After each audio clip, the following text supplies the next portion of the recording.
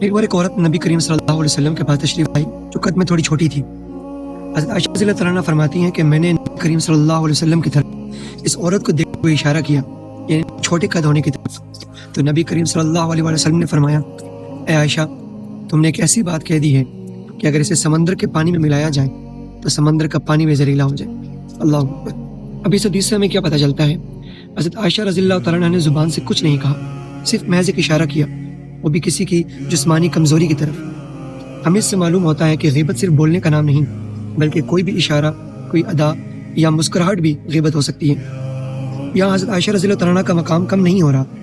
ہمارے لیے یہ بات سمجھنا سب سے زیادہ ضروری ہے کہ حضرت عائشہ رضی اللہ تعالیٰ عنہ نے یہ حدیث خود نقل کی ہے تاکہ وہ ہماری یا اس امت کی اصلاح کر سکے۔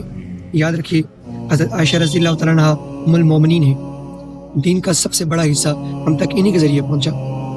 یہ حدیث صرف امت کی اصلاح کرنے کے لیے ہے تاکہ ہمیں یہ بتایا جا سکے کہ غیبت اللہ کے نزدیک کتنی سنگین چیز ہے۔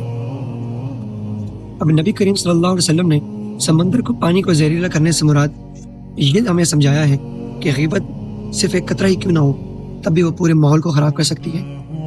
اللہ پاک ہمیں ان سب چیزوں پر عمل کرنے کی توفیق عطا فرمائے۔ السلام علیکم۔